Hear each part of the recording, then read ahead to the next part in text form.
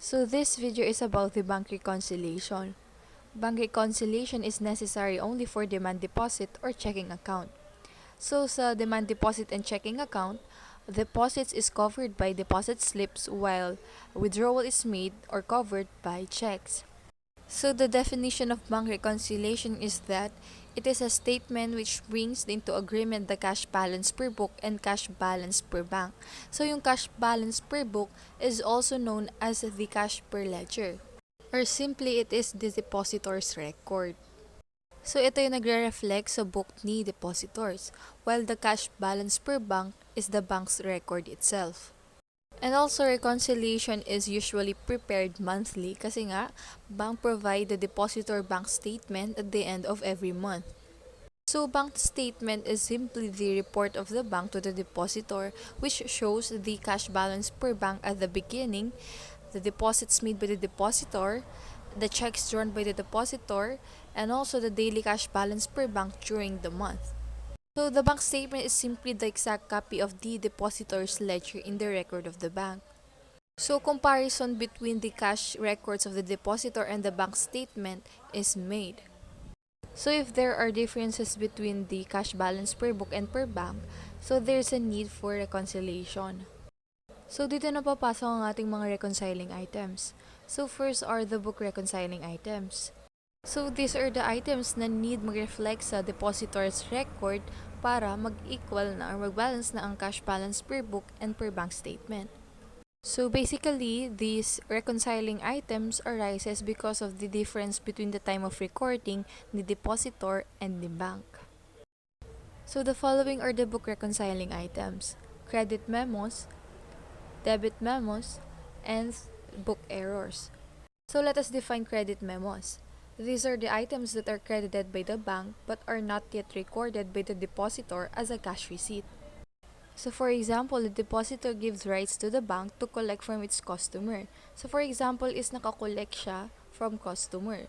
So that collection is a cash receipt pero not represented by deposit. So that collection of accounts is credited to the bank, kaya tinatawag na credit memo. So basically, credit memos increase bank balance. So this increase in bank balance is not yet reflected on the depositor's record kasi nga at the end of every month pa, nagbibigay ng bank statement ang bangko sa depositor. So while debit memos are those items that are paid by the bank but are not yet recorded by the depositor as cash disbursement. So these items are not represented by check.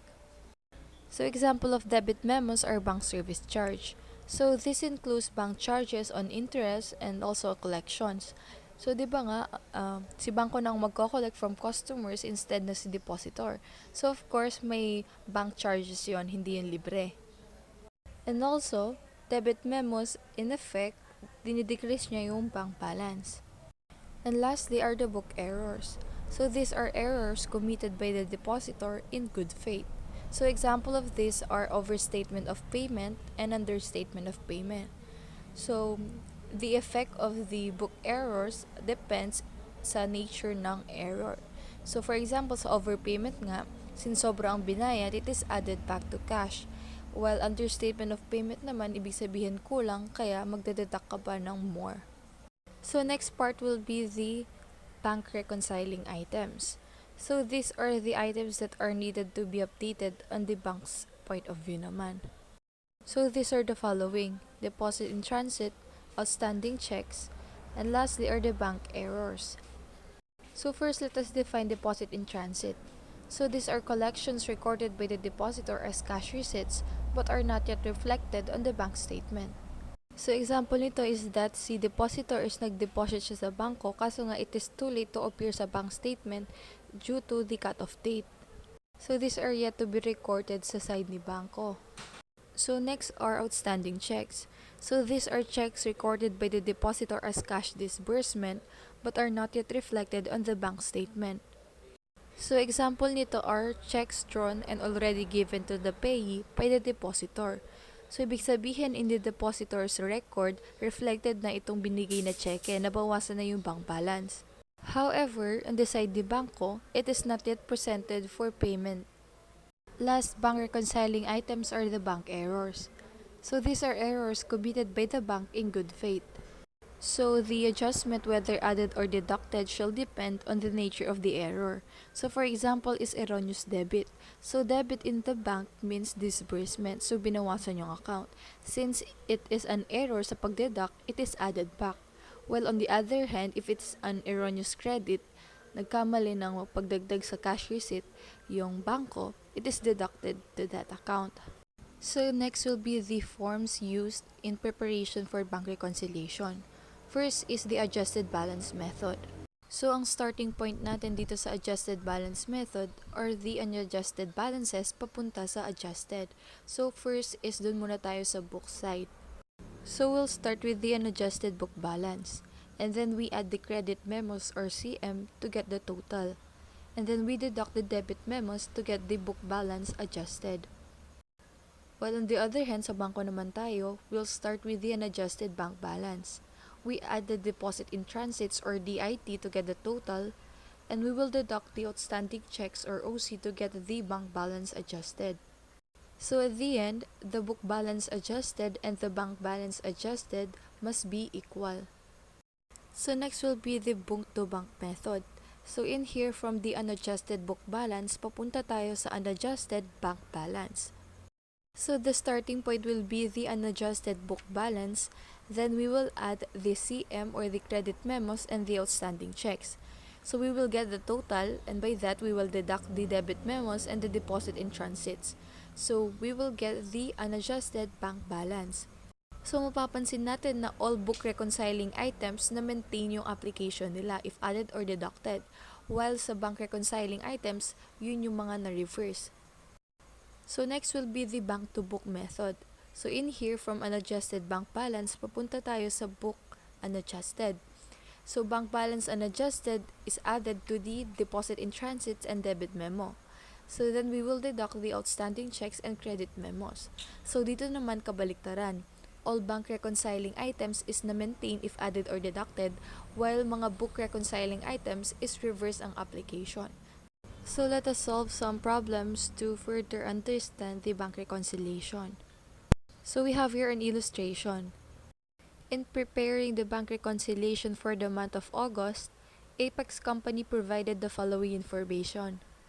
So the balance per bank statement is 1,805,000, deposit in transit is 325,000, return of customer check for insufficient fund is 60,000, outstanding checks amounted to 275,000, and lastly, bank service charge for August amounted to 10,000.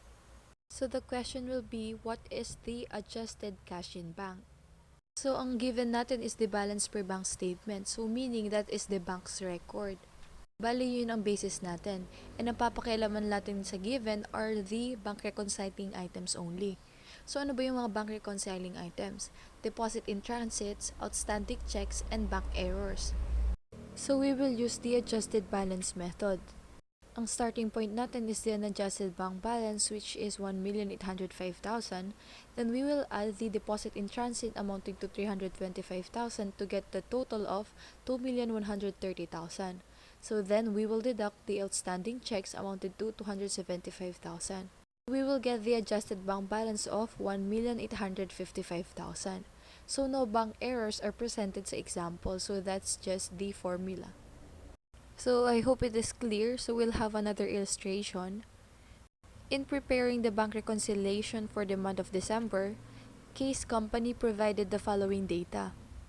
So the balance per bank statement amounted to 3,800,000, deposit in transit amounted to 520,000, amount erroneously credited by the bank to Case's account amounting to 40,000, bank service charge for December amounting to 5,000, NSF check or no sufficient fund check amounted to 50,000, and lastly, outstanding checks amounted to 675,000. So the first question will be, what is the adjusted cash in bank? So we will use the adjusted balance method. We'll start with the unadjusted bank balance of 3,800,000.